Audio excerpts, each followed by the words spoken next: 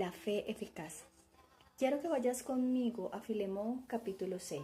Y dice así: que la participación de tu fe sea eficaz en el conocimiento de todo el bien que está en vosotros por Cristo Jesús. Una de las cosas en las cuales el Espíritu Santo me centró muy fuertemente fue en esta palabra, y es eficaz. En muchos lugares la predicación no está siendo eficaz y no está produciendo el fruto que debiera de dar a los oyentes. Para que una predicación realmente sea eficaz es cuando se predica a Jesús. Y para que se predique Jesús significa que yo debo de crecer en su conocimiento, en el conocimiento real de Cristo, para así poder ser partícipes a otros y a los perdidos. Miremos lo que significa la palabra eficaz. Yo me tomé un momento para buscar el significado y dice que produce el efecto esperado. En el significado bíblico dice que cumple invariablemente los propósitos de Dios y alcanza los resultados que Dios determinó. Quiero que vayas conmigo a Hebreos capítulo 4, versículo 12, donde hay algo inquietante que el Espíritu Santo hoy nos enseña y nos confronta. Y dice así: porque la palabra de Dios es viva y eficaz, vuelve y resalta, eficaz y más cortante que toda espada de dos filos, y penetra hasta partir el alma y el espíritu y las coyunturas y los tuétanos, y discierne los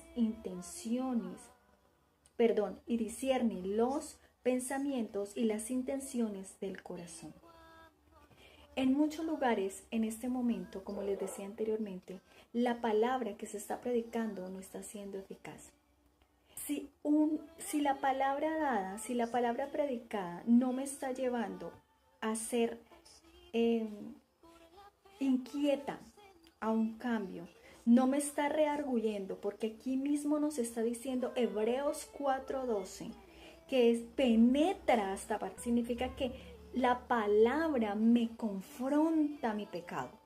Si la predicación no me está confrontando a mí mi pecado y me está llevando a una verdadera y genuina conversión y un arrepentimiento y apartarme de ese pecado, pues no está siendo eficaz.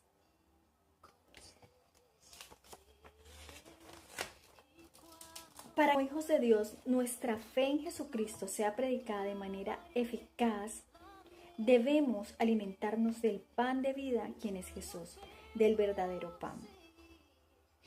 En el Evangelio de Lucas, capítulo 9, versículo 13, dice lo siguiente: Jesús mandó a sus discípulos a darles de comer. A la multitud, ¿se acuerdan? El milagro de los panes y los peces que alimentó a 5,000 el Señor Jesucristo. Pero ellos, antes de recibir el alimento físico, primero Jesús se ocupó de darles el verdadero alimento, el espiritual, el predicar la palabra y el mensaje de salvación. Para que al predicar y a participar a Jesús a otros sea eficaz, significa que nosotros debemos de comer del verdadero pan primero, y no de aquel pan que ha sido leudado, para de esa forma poder dar de comer a otros del pan de vida que les vaya a nutrir y que también seamos verdaderamente.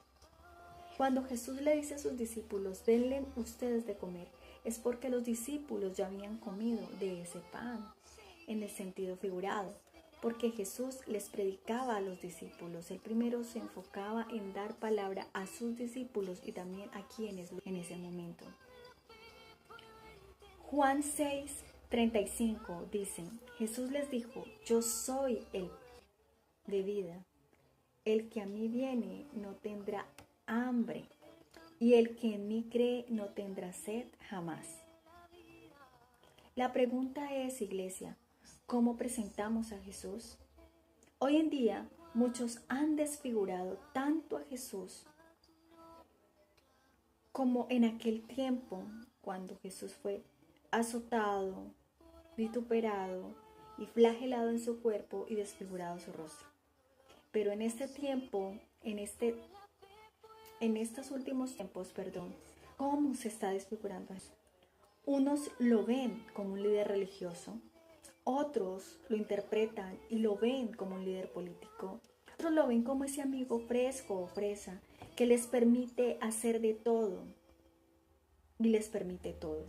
Otros tienen una visión de Jesús como un Jesús machista, pero pocos son los que han tenido la revelación de quién es Jesús como el Señor de señores y el Rey de reyes, como el Salvador del mundo.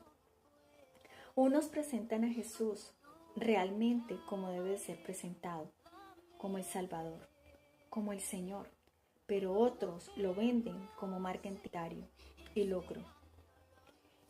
Vamos a leer Mateo capítulo 16, versículo del 15 al 17. Vamos a leerlo desde el 13. Viniendo Jesús a la región de Cesarea de Filipo, preguntó a sus discípulos diciendo: ¿Quién dicen los hombres que es el Hijo del Hombre? Ellos dijeron, unos Juan el Bautista, otros Elías y otros Jeremías o alguno de los profetas. Él les dijo: ¿y vosotros quién decís que soy yo? Respondió Simón Pedro, dijo: es el Cristo, el Hijo del Dios viviente. Entonces le respondió Jesús: bienaventurado, que significa bendecido eres, Pedro, bienaventurado eres Simón, hijo de Jonás, porque no te lo reveló. Y yo subrayé la palabra reveló y ya les voy a explicar por qué. Porque no te lo reveló carne ni sangre, sino mi Padre que está en los cielos. Esto me enseña que Jesús es revelado. Por eso, cuando no ha sido revelado realmente en la vida de las personas y las personas no han tenido un verdadero nacimiento en Cristo, es que desfiguran a Jesús y tienen una visión distorsionada de quién es el Señor. Y a partir de eso, su predicación no es la predicación de Jesús, lo que está escrito en su palabra. Por lo tanto, la palabra o el presentar a Jesús no es eficaz y no logra producir el fruto y el carácter del Cristo reproducido en otras personas, en los creyentes. Cuando no se predica a Jesús realmente ni se da de comer del verdadero pan, entonces es cuando vemos que en muchos lugares la predicación, vuelvo y repito, no es eficaz y no produce fruto correcto. Es preocupante porque se desvían del camino de salvación, porque el pan que es leudado no nutre las almas, hace daño y lo que hace es matarlas espiritualmente. Hoy quiero dejarte una reflexión de parte de Dios y es que el pan se comparte con el hambriento. Hay hambrientos en este mundo y necesitados. Aquel que no tiene a Cristo, al incrédulo, al impío, al perdido, ese está hambriento. Su alma está hambrienta. De la misma manera que compartimos quizás ese pan físico, un alimento que le damos a alguien que nos pide de comer, de la misma manera se nos es entregado a nosotros la palabra para que le prediquemos a otros, para que compartamos ese pan de vida con otros y no nos quedemos con ese conocimiento solamente para sí, y no seamos egoístas con ese amor, sino que vayamos y prediquemos a otros del amor de Jesús, de los hambrientos espiritualmente. Así que en esta hora quiero orar por ti para que Jesús se te sea realmente revelado y seas saciado del verdadero pan de vida que bajó del cielo.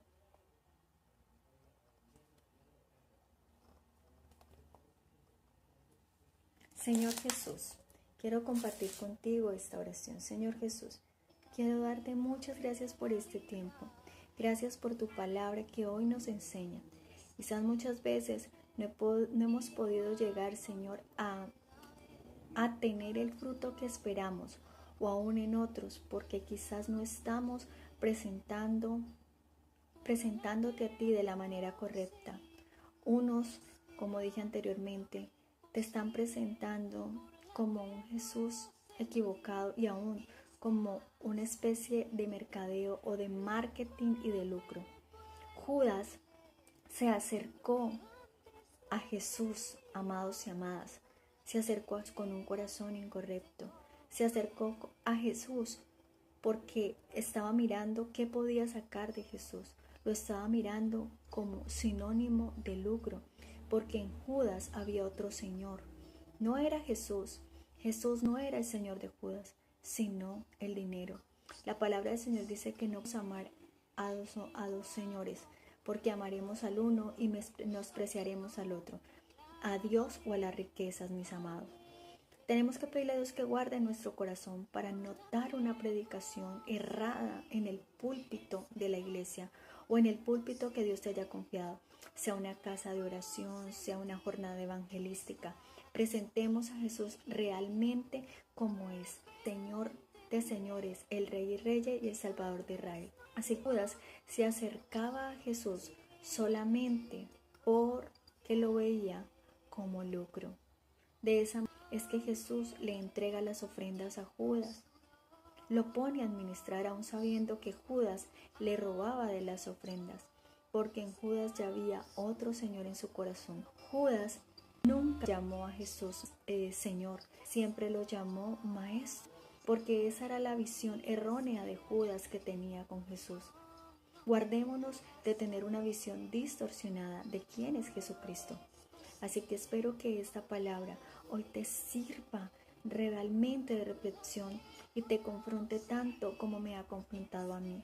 El Señor nos está llamando a presentarlo verdaderamente de la manera correcta para que la presión de nuestra fe sea eficaz y produzca el verdadero fruto y el carácter de Cristo en otros. Dios te bendiga. Señor Jesús, gracias.